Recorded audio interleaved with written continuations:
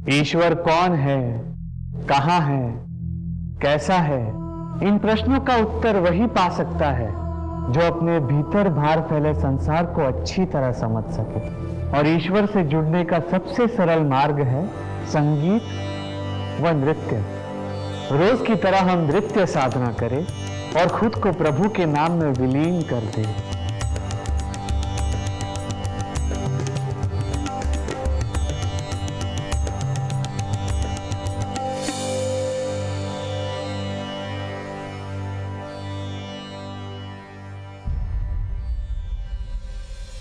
ठहरिए। आपको ज्ञात नहीं, प्रभु ब्रह्मचारी इच्छानंद सरस्वती जी महाराज के विश्राम गृह के आसपास महिलाओं का प्रवेश निषेध है। मुझे बाबा जी से बात करनी है, एक बार बात करवा दीजिए। बाबा महिलाओं से अकेले नहीं मिलते। आपके साथ कोई पुरुष या सगा संबंधी आया है? बाबा जी। पाप मत करो।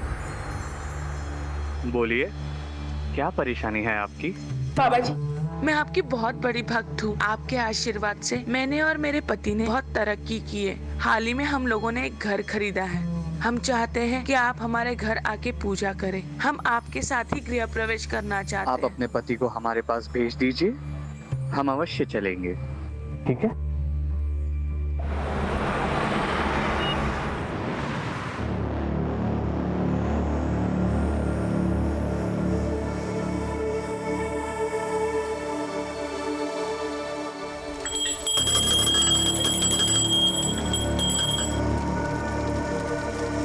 पूजा संपन्न हुई। अब हम आपसे विदा लेते हैं। बाबा जी, इतनी कड़ी धूप में आप वापस गाजियाबाद जाएंगे, वो भी खाली पेट? नहीं बाबा जी, मैंने आप सभी के लिए भोजन का इंतज़ाम किया है बाबा जी। बाबा जी, मैंने बिना खाना पकाया है, बिल्कुल सात्विक है। अगर आप भोग लगाएंगे तो हम सब खाना खा पाएंगे।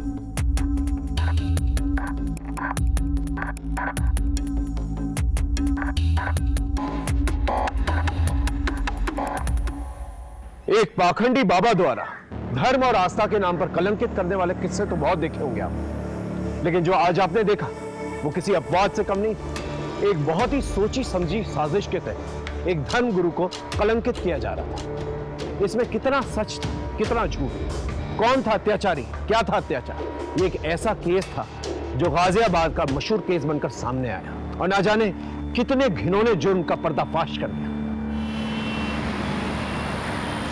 तो चेयरपर्सन मैडम, आपके हेल्प के लिए थैंक यू। मैं घर के बाहर तो एक लड़ाई जीत गई, लेकिन अपनों से हार गई हूँ। ऑफिस, गली, मोहल्ले, हर जगह उसकी वजह से नाक में दम हो गया है। मेरे माँ बाप, फ्रेंड्स, रिलेटिव कोई मेरे साथ नहीं है। मैं अकेली पड़ गई हूँ और सोचती हूँ कि मैं जिंदा क्यों हूँ।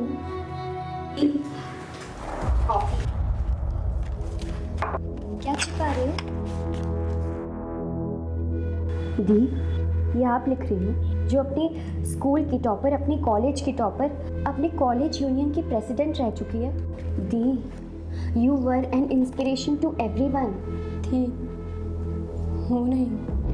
अब तो ना मेरे पास जॉब है, ना मेरी लाइफ है और ना ही पैसे हैं। दी, मेरी मानो तो आपको पापा की बात मान लेनी चाहिए।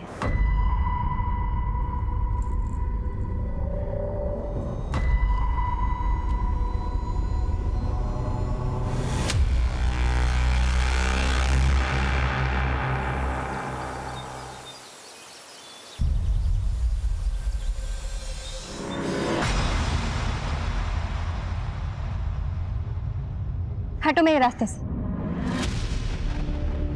देखो रितु, मैं फिर तुम्हें कह रहा हूँ, केस वापस ले लो, तुम्हारी लाइफ फिर पहले जैसे नॉर्मल हो जाएगी। तू हटेगा मेरे रास्ते से या मैं पुलिस को बुलाऊं? उम्र भर अपने भाई की तरह जेल में सड़ेगा। हटो।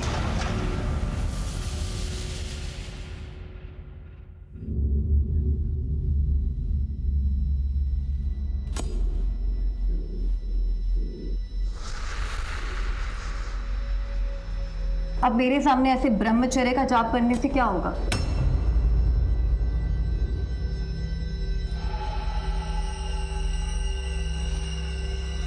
आपकी मनसा क्या है? आपको मैंने कितना समझाया लेकिन आप तो माने ही नहीं। आप तो अपनी भक्ति और शक्ति से सबके दिल जीतते रहे। ऐसे थोड़े ना चलता है।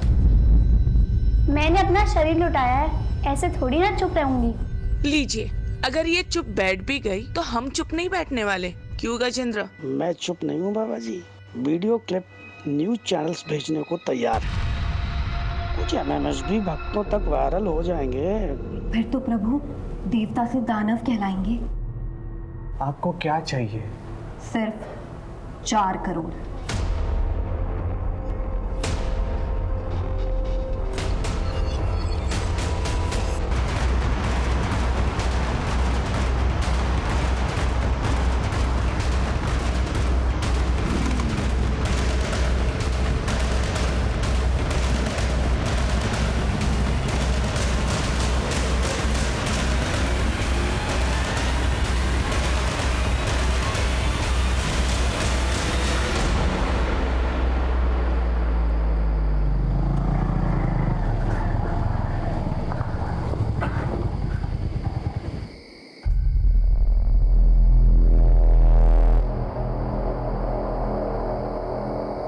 आप ना यहाँ पर रुको, मैं देख के आता हूँ।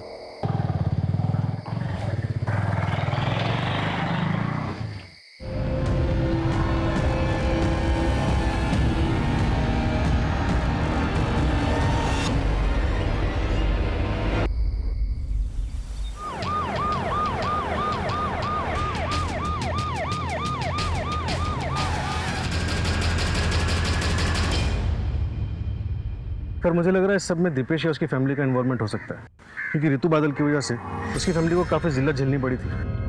क्या नाम था लड़के का? दीपेश तोमर सर। क्या हुआ? अभी भी जेल में। केस की सुनवाई हो चुकी है लेकिन केस का फैसला आना बाकी है। मोबाइल फोन या पर्स वगैरह कुछ मिला? No sir. बॉडी को पंचनामे के बाद पोस्टमार्टम के लिए भेज दो।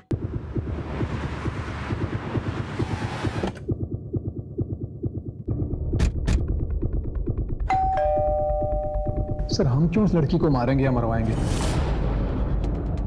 हमारे बेटे की जो जिंदगी बर्बाद होनी थी वो तो हो ही गई। सेशन कोर्ट ने तो अपना फैसला सुना दिया, आप हाई कोर्ट में अपील कर देते। वैसे भी ऋतु तो मर चुकी है, आप कोई ना कोई जुगाड़ करके अपने बेटे दीपेश को जेल से निकलवा लेते। हम कुछ नहीं करने वाले सर। ये दीपेश के साथ फोटो में ये शख्स कौन है? ये मेरा छोटा बेटा सर्वेश है, केरला गया है। हम आयुर्वेदिक दवाई के थोक विक्रेता हैं, वही लेने गए। जरा फोन लगाइए उसे। लगे लगे।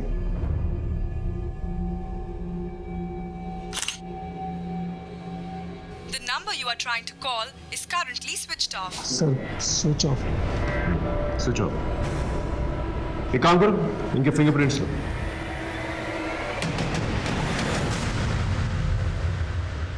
इस सर्वेश का मोबाइल सर्विलेंस पे डालो और उसके कॉल रिकॉर्ड्स निकालो और उसके फोटोज खबरी नेटवर्क पे डिस्ट्रीब्यूट करो। Right sir. अपने एक आदमी को तोमर के घर के आसपास रखो, नजर रखने के लिए करो। Okay okay sir. ये ऋतु के माँ बाप से बात हुई? उन्हें पुलिस स्टेशन आने के लिए कहा है सर।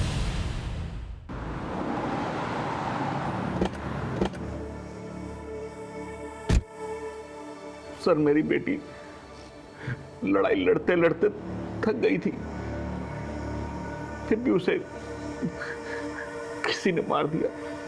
हमारी ऋतु बचपन से ही दिमाग तेज और निडर लड़की थी, लेकिन इस रेप केस वाली घटना के बाद उसे और हमें सबको तोड़ के रख दिया था सर। उसने कुछ बताया था कि वो उस रात कहाँ गई थी? उससे ज्यादा कुछ पूछते नहीं थे सर। उससे कुछ पूछते तो वो जल्दी चिढ़ जाते थे। मेरी बेटी अंदर से बहुत ही टूट गई थी। सर ये लेटर रितु दीदी के डेस्क से मिला था।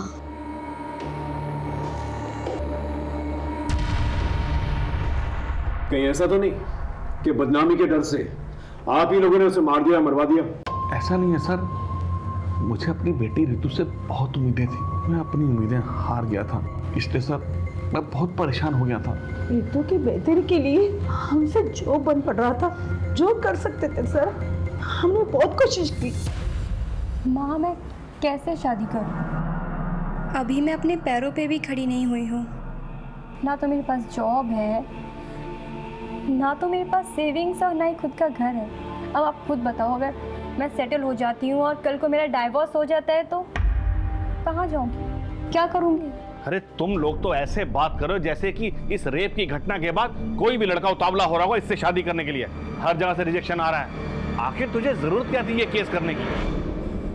पापा, वो मेरा कलीग था, हमें क्लाइंट पीपीटी रेडी करनी थी। अब मुझे क्या पता था कि वो मेरी ड्रिंक स्पाइक कर देगा और मेरे साथ वो सब कुछ करेगा।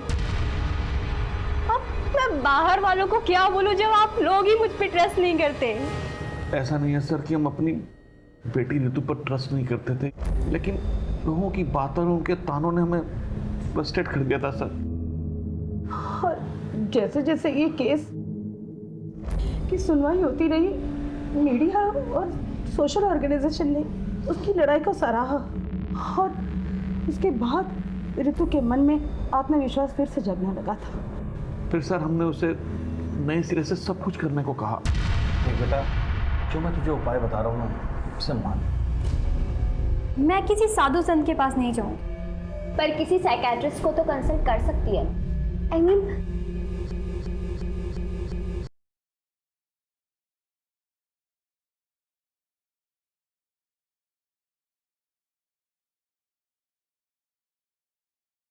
डॉक्टर रूपसी बसी से मिलने गई थी। सर, रितु के मर्डर में हम उसके फादर महेश बादल के हाथ को कंप्लीटली रूल आउट नहीं कर सकते। एक काम करो, इसके भी फिंगरप्रिंट्स मैच करके देखो और उसके कॉल रिकॉर्ड्स निकालो। Right sir.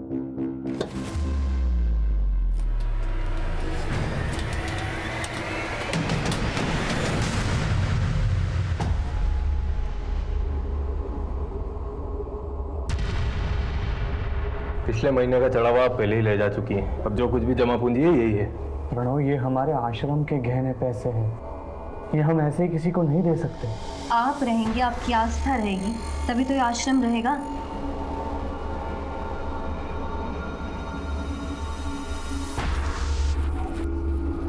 कितने पैसे है ये? कुल 25 लाख। और बाकी के पैसे? इससे ज्यादा नहीं मिल सकता। बाबा के टट्टू, तुम ज्यादा मत बोलो।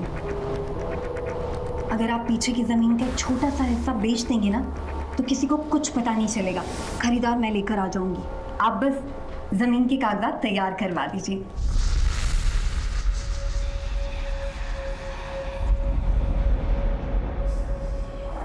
हाँ जी, मैं रितु बादल की साइकेट्रिस्ट हूँ। रितु मेंटली बहुत स्ट्रांग थी, मेडिटेशन और रनिंग से वो क्विकली रिकवर कर रही थी।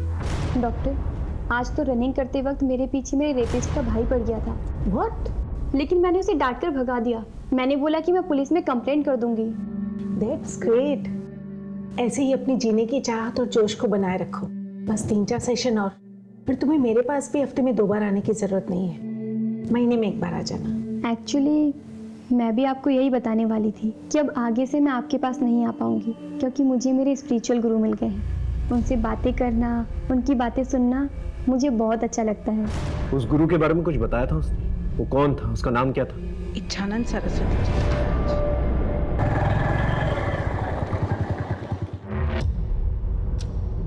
नीतू, नीतू, रितु,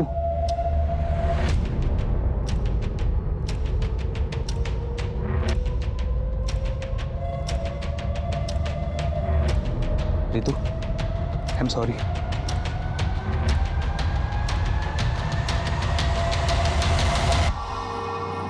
रितु, क्या हो भाई, फिर से कोई बुरा सपना देखा क्या? आप भूल क्यों नहीं जाते कि आप गाजियाबाद में नहीं हो, बल्कि अपने घर ऋषिकेश में हो?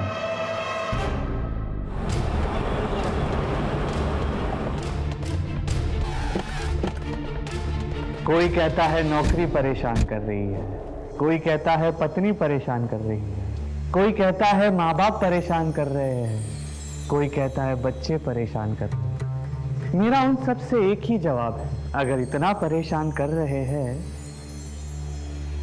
तो छोड़ दो। सकते है ना? तो फिर रास्ते निकालो, जैसे ईश्वर रास्ते निकालता है। कभी ईश्वर से कहते हुए सुना है, मुझे मेरे भक्त परेशान कर रहे हैं? नहीं ना? क्षमा चाहता हूं, आप लोगों को नीचे बैठना पड़ रहा है। जी, ऋतु बादल आपकी शिष्य थी मतलब? जी, उसका मर्डर हो गया। ओम शांति।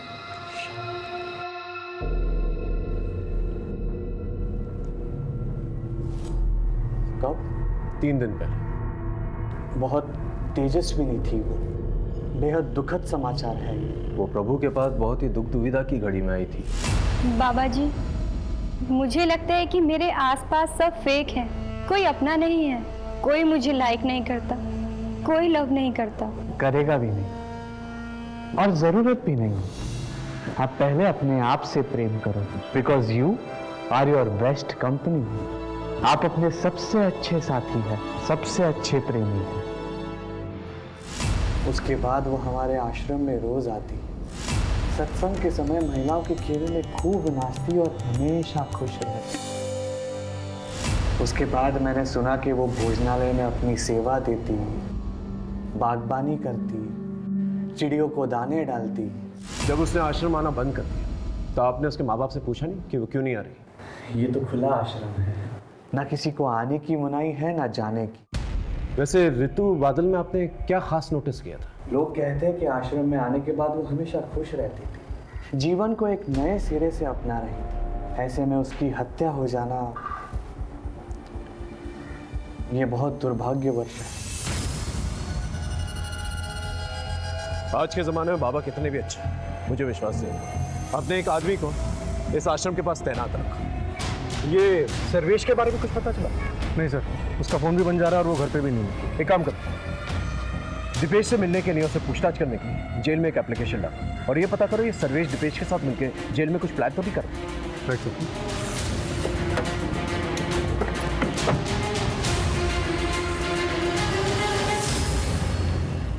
ये रही ऋतु बादल की पोस्टमार्टम रिपोर्ट।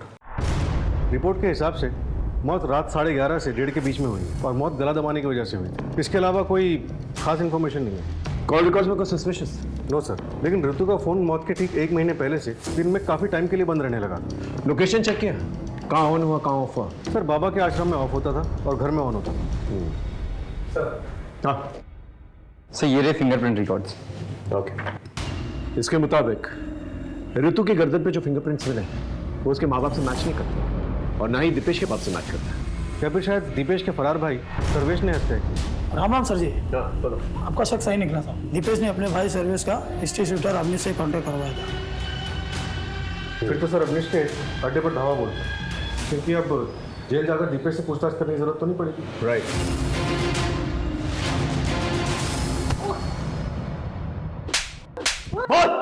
बता दो सब सर्वेश मुझे मिला था और उसने ऋतु बादल को मारने की बात भी किया था मुझसे।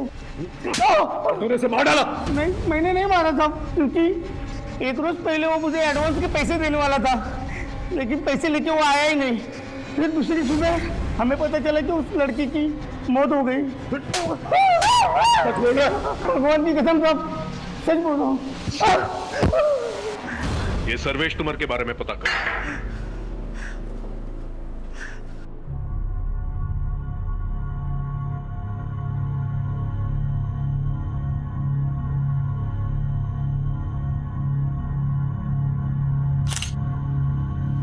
दिखा, अच्छी आई है ना? चाहिए। ये देखो। नीतू जी, मैंने आपके बारे में न्यूज़पेपर में पढ़ा था। तो क्या सोचा तुमने? लड़की ने लड़के को फंसा लिया?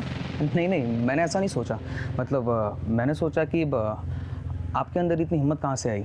मतलब आपका रेप हुआ, उसके बाद आप सीधे हॉस्पिटल गई, उसके बाद आपने मेडिकल एग्जामिनेशन करवाया, फिर आप पुलिस स्टेशन गई, रिपोर्ट लिखवाई। क्योंकि मैं अगर पूरे प्रोसेस से नहीं जाती तो कहीं पकड़ा ही नहीं जाता।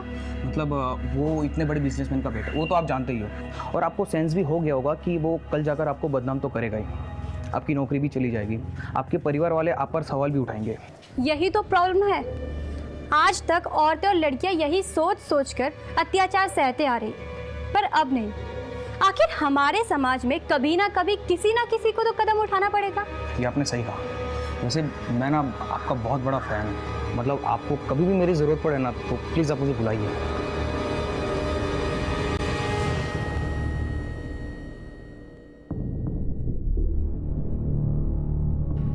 ऋतु बादल ने AA एंटरप्राइजेस के खिलाफ केस दर्ज किया, लेकिन क्यों? रितु ने मुझे बताया था कि ऑफर लेटर मिलने के बाद जब वो दूसरे दिन जॉब ज्वाइन करने गई तो उन्होंने उसके साथ वियर्ड बिहेव किया। आई एम सॉरी रितु, कंपनी ने आपकी जॉब अपॉइंटमेंट होल्ड पर कर दी। But why? वेल, हमें पता चल गया कि तुम्हें पिछले जॉब से क्यों निकाला गया था। ओह, जस्ट बिकॉज मैंने अपने एक कलीग पर रेप केस फाइल किया। आपने भी मेरा करेक्टर सर्टिफिकेट बना लिया। आपने एक बार भी ये नहीं सोचा कि शायद वाकई मेरा रेप हुआ था। अजी मेरे साथ है, कल आपके साथ भी हो सकता है। I can understand Ritu, but frankly speaking her company के टॉप मैनेजमेंट मर्द होते हैं। एंड ऑफ द रिकॉर्ड हमारे MD को तुम्हें अपॉइंट करने में रिस्क लग रहा है। सीरियसली? आपकी कंपनी तो अपने आप को वीमन फ्रेंडली क्लेम करती है ना, लेकिन आज पता चला आपकी कंपनी की पॉलिसीज भी ड्यूबियस है और आपकी कंपनी भी बाकी की कंपनियों की तरह हिपोक्रेट है। आपने बिल्कुल अच्छा नहीं किया। मैं आपको ऐसे नहीं छोड़ूंगी, मैं इस कंपनी को कोर्ट में सू करूंगी।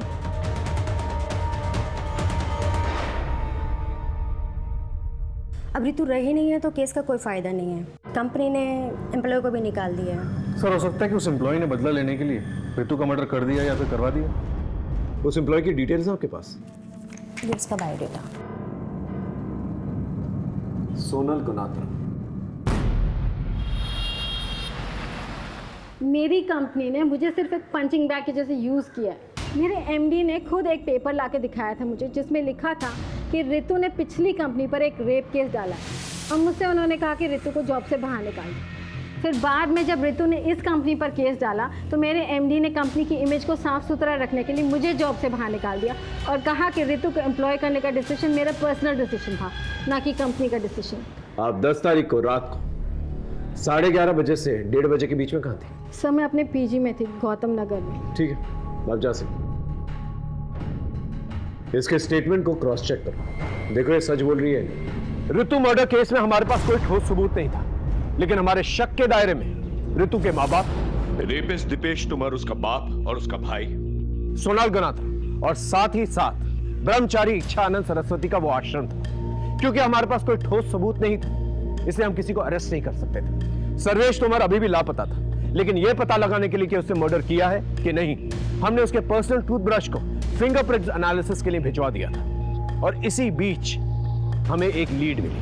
हेलो साइबर सेल, ऋतु बादल की इंफॉर्मेशन शेयर की थी मैंने, उसका कुछ पता चला?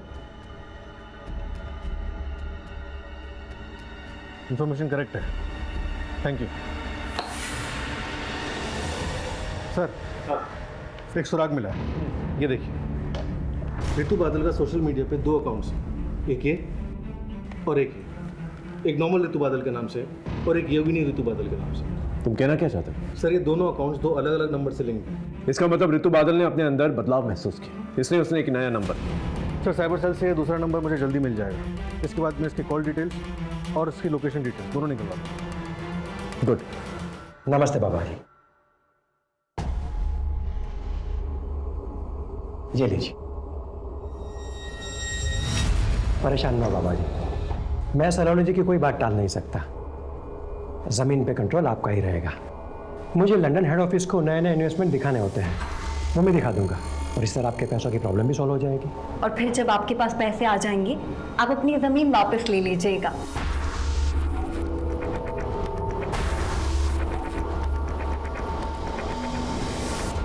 सर, ये देखिए ऋतु के दूसरे नंबर के कॉल रिकॉर्ड्स। ये नंबर ऋतु की मौत से 10 दिन पहले लिया गया था। और सर ये देखिए 10 तारीख की शाम 6:30 बजे ऋतु को किसी आनंद प्रसाद नाम के आदमी ने फ़ोन किया था। और उसके बाद 10:30 बजे रात को उसका फ़ोन लोकेशन आनंद प्रसाद का घर दिखा रहा है, और फिर आधे घंटे बाद उसी एरिया में उसका फ़ोन स्विच ऑफ हो जाता है और 15 किलोमीटर दूर रितु की मौत। एक काम कर, इस आनंद प्रसाद की डिटेल्स दिखा। Okay sir.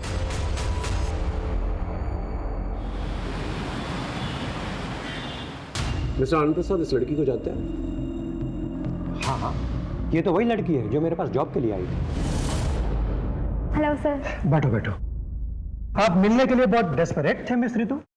एक्चुअली सर, आपकी कंपनी की अपॉइंटमेंट के बारे में मुझे आज ही पता चला, तो मैंने सोचा कि वैकेंसी फुल होने से पहले मैं आपसे आके घर ही मिल लूँ। कितनी देर तक थी आपके घर पे? तकरीबन आधे घंटे में। उसके तुरंत बाद उसका मोबाइल नेटवर्क ऑफ हो जाता है और उसके आधे घंटे की दूरी पे उसका मर्डर हो जाता है। क्या बात कर रहे हैं आप? मैंने तो उसे जॉब पे रखने का मन बना लिया था। ठीक है, थैंक यू वेरी मच, आप जा सकते हैं। सर वैसे तो ये आनंद प्रसाद MD है, लेकिन मुझे इस पर भी शक हो रहा है।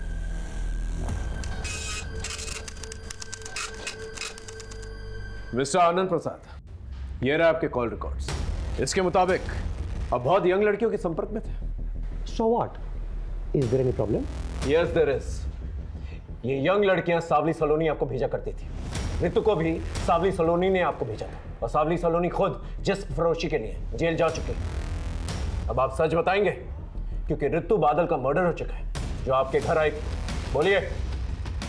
रितु एक एस्कॉर्ट थी और सावली सलोनी उसकी एजेंट। ये बात आपको रितु ने बताई? जी नहीं, सावली सलोनी ने बस यही कहा था कि पहले वो नौकरी की बात करेगी, फिर समझ में आएगी। जॉब तो तुम्हें टिप समझ कर दे दूंगा, लेकिन जिस सर्विस के लिए पैसे लिए हैं वो तो शुरू करो। कौन सी service? Body to body service. आपको कोई गलतफहमी हुई है। मुझे सलोनी जी ने यहाँ सिर्फ और सिर्फ जॉब के लिए भेजा था। लेकिन तुम्हारे 1 घंटे के लिए उसने मुझसे 40,000 लिए हैं। So don't waste my time, baby. रुको! जब तक ये केस सॉल्व नहीं हो जाता ना, आप हमारे मेहमान बने रहे। क्या मतलब? जी सर। इन्हें लेके जाओ। चलिए। लेकिन सर किस जुर्म में? लेके जाओ। सर क्या किया है मैंने? लेके जाओ। सावली सलोनी को ढूंढना बहुत जरूरी है, और ये पता लगाना बहुत जरूरी है कि रितु बादल का मर्डर केस सावली सलोनी के सेक्स रैकेट से तो नहीं जुड़ा हुआ, और कोई पर्सनल रंजिश तो नहीं। इस सर्वेश के बारे में कुछ पता चला?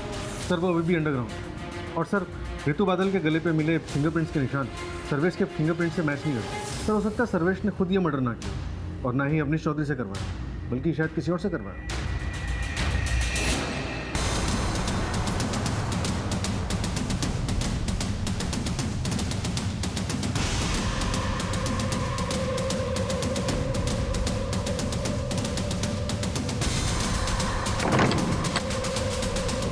क्या हुआ? बाहर पुलिस आई है। पुलिस? तोड़ दो। पुलिस आ गई। छापा पड़ गया है। भागो।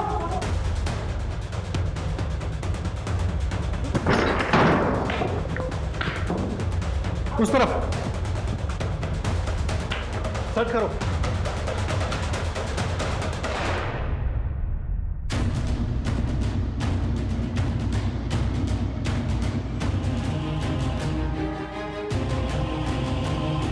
सर एक हार्ड डिस्क मिला है, और इसके अलावा सारा सामान रेगुलर है। ठीक।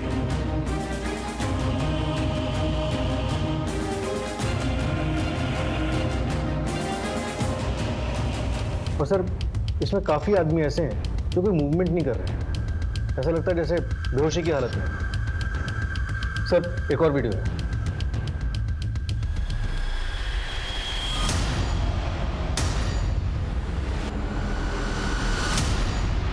ये सत्य है कि सावली सलोनी मुझे ब्लैकमेल कर रही थी। आपको ये बात हमें पहले बतानी चाहिए थी, हम उसे पकड़ने की कोशिश करते। लेकिन हमारी मुफ्त में बदनामी होती, ना मुझे कुछ हासिल होता ना हमारे आश्रम। आपको इस बात का पता है कि रितु बादल सावली सलोनी के संपर्क में थी? ये नहीं हो सकता। क्या आप ये बता सकते हैं कि कभी आपने रितु को सावली सलोनी के साथ देखा? हो सकता है उसके कहने पर वो इस आश्रम में आई। जी नहीं, हमें ऐसी कोई जानकारी नहीं थी। और ऋतु का परिवार हमारे आश्रम से सालों से जुड़ा हुआ है, तो फिर वो सावली सलोनी के कहने पर हमारे आश्रम में क्यों आएगी? ये सावली सलोनी आपको ब्लैकमेल क्यों कर रही थी? यही सवाल मैंने उससे भी किया था। तुम्हारे इस धर्म के धंधे ने, धंधा नहीं, आस्था बोलिए। हाँ हाँ वही तुम्हारे इस आश्रम के कारण लोगों ने मेरे ठिकाने पर दारू पीना, चरस गांजा फूकना, सेक्स करना कम कर दिया है। इन सब की भरपाई के लिए तुमको पैसा देना होगा। हम बहुत जल्द सावली सलोनी को पकड़ लेंगे। अगर वो आपके संपर्क में आती है तो प्लीज हमें इन्फॉर्म कीजिएगा।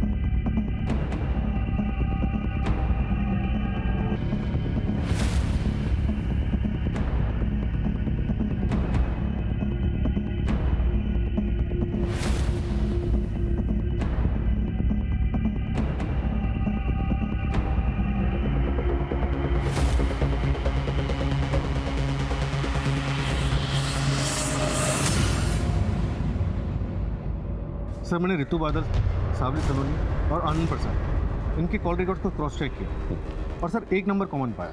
किसका? चमन श्रीवास्तव, ये उसका फोटो। ये नंबर हरिद्वार के एड्रेस पर रजिस्टर्ड और सर इस नंबर की कॉल लोकेशंस और ऋतु की कॉल लोकेशंस सब मैच करते हैं और ऋतु के मर्डर साइट से भी मैच करते हैं। और मर्डर के बाद? मर्डर के बाद 2 दिन पहले तक इसका लोकेशन ऋषिकेश ही दिखा रहा है। एक काम करो, तुम ऋषिकेश जाओ बस चमन के बारे में पता करो। सर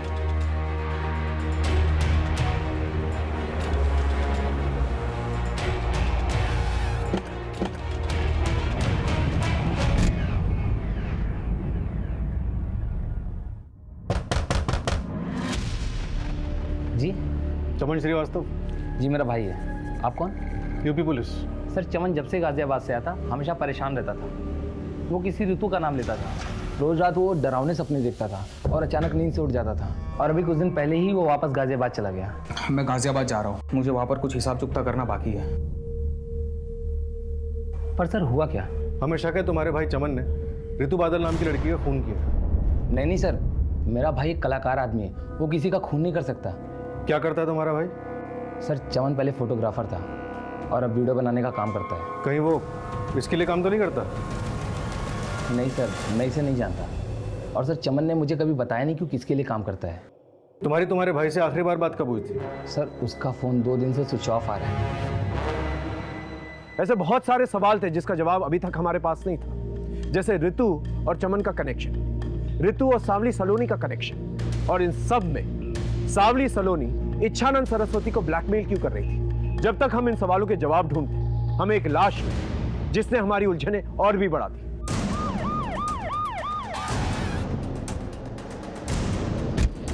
चमन श्रीवास्तव की बॉडी मिली है सर, किसी तेज धार वाले वेपन से उसका पेट काटा गया। मर्डर वेपन मिला? सब आसपास देख लिया सर, कुछ नहीं मिला। मेरी गट फीलिंग कह रही है कि ये केस इच्छानंद सरस्वती और सावली सलोनी के बीच में कहीं ना कहीं उलझा हुआ है। सर आश्रम पे हमारी नजर है, लेकिन सावली सलोनी का कोई ठिकाना नहीं मिल रहा। ऐसे बैठे रहने से तो कुछ भी नहीं होने वाला। एक काम करो, तुम कस्टमर बन के रेड लाइट एरिया में जाओ और सावली सलोनी के बारे में पता करो। ये कहीं ना कहीं तो अपना धंधा चला रही है।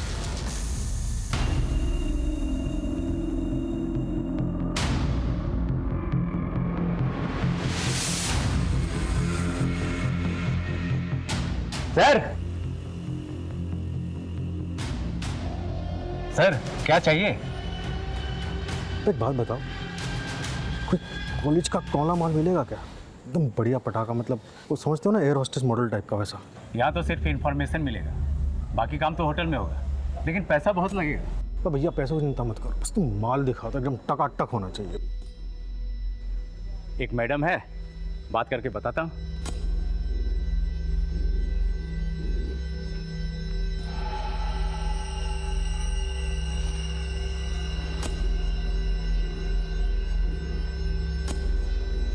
सर गाड़ी वाड़ी है क्या? तो गाड़ी है ना बाबू, इधर है, चलो आओ। चलिए चलो।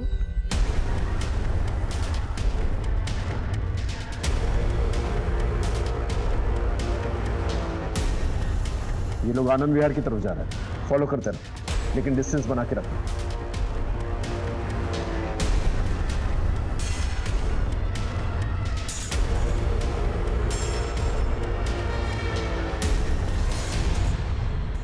सलोनी जी,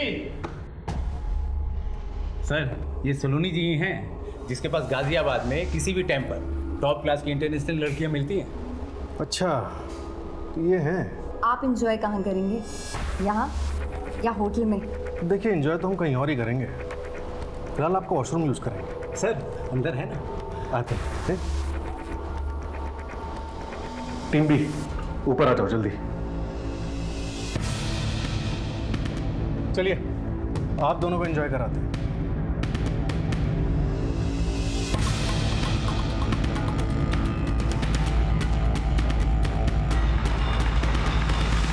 बहुत नचाया तुमने हमें सावली सलोनी, अब सच बोलने का टाइम आ गया है। क्यों मारा ऋतु को? नहीं सर, मैंने उसको कोई मर्डर नहीं किया और ना ही मैंने उसका मर्डर करवाया। हाँ, मैंने उसे अपने क्लाइंट के पास ज़रूर भेजा था। तुझे ना उसे थोड़ा इम्प्रेस करना है। हाँ, मैं कर लूँगी, मेरी वर्क प्रोफाइल अच्छी है। वो कुछ और ही समझ रही थी, लेकिन तुम ऑलरेडी पैसे ले चुकी थी उसके नाम पर।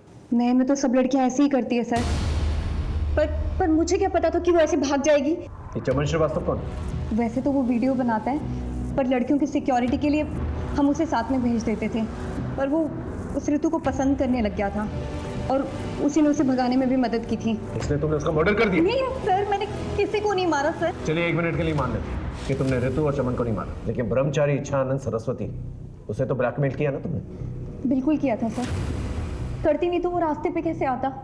ऋतु तो काफी सुलझी हुई लगी, तुम्हारे संपर्क में कैसे? मेरे पार्टनर की मदद से, उसी ने उसे धोखे से मेरे पास भेजा था। कौन है तुम्हारे पास? सावली सलोनी ने तुम्हारी पूरी सच्चाई हमें बता दी। ये है वो डायरीज जिसमें तुम्हारे पूरे क्लाइंट्स के नंबर हैं और वो सारी लड़कियों के नंबर हैं जिनसे तुम प्रोस्टिट्यूशन कराया करते थे। आज वो तुम्हारी चुंगल से आजाद है तो तुम्हारे खिलाफ बयान देगी। अब तुम अपनी कहानी खुद बताओगे या मुगल भाई? बोलो।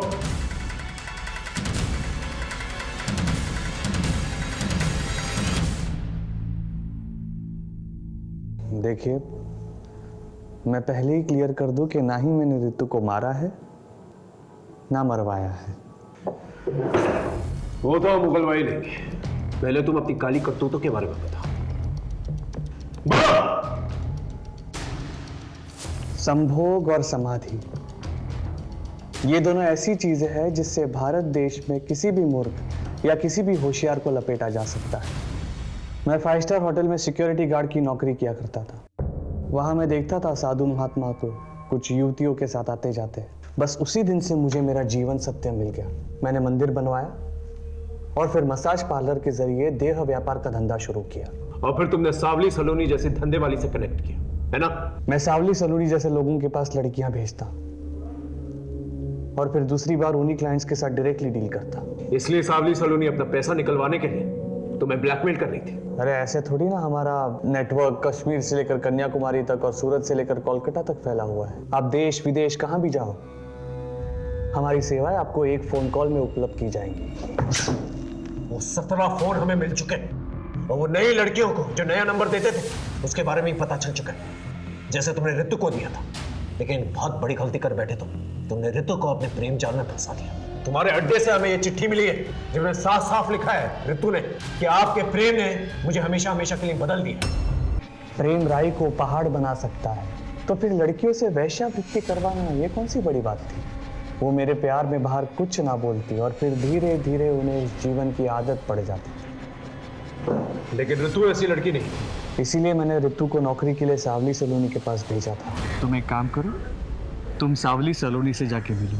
वो हमारी परम भक्त है, वो तुम्हें सही इंसान से मिलवा देगी जो तुम्हें बेहतरीन नौकरी देगा। थैंक यू सो मच बाबा जी। लेकिन ऋतु वहां से भाग गई। और ये बात तुम्हें चमन के थ्रू पता चली, जो तुम्हारे लिए ब्लैकमेलिंग किया करता था और सेक्स वीडियोस बना करता था। और फिर बाद में तुमने ऋतु को मारा। मैंने ऋतु को नहीं मारा, लेकिन हाँ, चमन ऋतु को भगा कर ले गया था। जब तक हम लोग वहां पर पहुंचे तब तक ऋतु मर चुकी थी और चमन भी गायब था। चमन गायब नहीं हुआ था, तुमने उसे मार दिया। मारा नहीं, मुक्ति दी थी।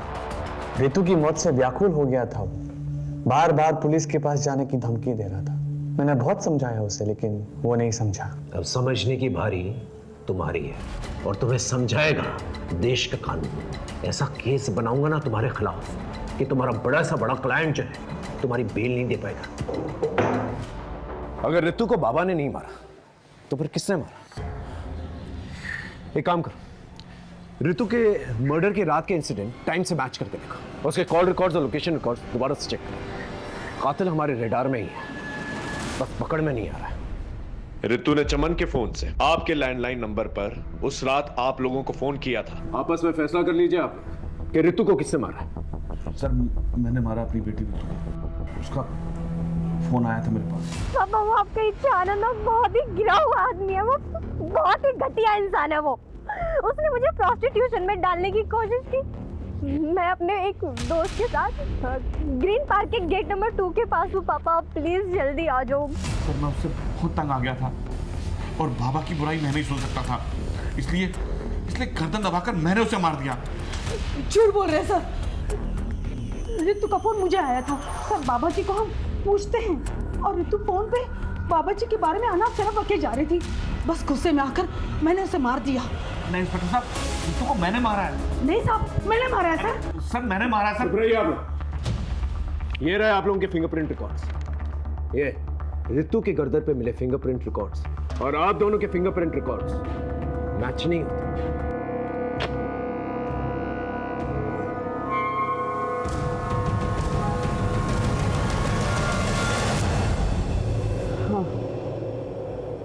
मैंने मारा रितु को, तंग आ गई थी उससे। उसके वजह से मुझे अपने ऑफिस में अपने कलीग से, अपने फ्रेंड से सुनना पड़ता था। इसकी बहन ने लड़के के मजे ले लिए और फंसवा दी। लेकिन ये बात सच नहीं थी, तुम भी जानती थी। हाँ, पर रितु बहुत फॉरवर्ड थी, तो मुझे लगा शायद अटेंशन के लिए इनवाइट किया होगा। उसकी वजह से मुझसे सब लड़के कटने लगे थे। अरे इसके साथ डेट पर मत जाना, वरना रेप के चार्जेस में अंदर करवा देते। पर फिर जब उस दिन उसने वो बाबा के धोखेबाज वाली बात की, तो फिर मेरी सटक गई। मुझे लगा ये सारे पंगे इसी के साथ क्यों होते हैं? शायद यही सब कुछ करती होगी और मैंने मार दिया उसको। और ये बात तुमने अपने माँ बाप को बताई। वो एक बेटी तो खो ही चुके थे, दूसरी नहीं खोना चाहते थे, इसलिए तुम्हें प्रोटेक्ट कर रहे थे। हाँ सर। ब्रह्मचारी इच्छानंद सरस्वती एक फ्रॉड, एक धोखेबाज इंसान है, और उसकी आस्था में आकर तुमने अपनी बहन को ही मारा।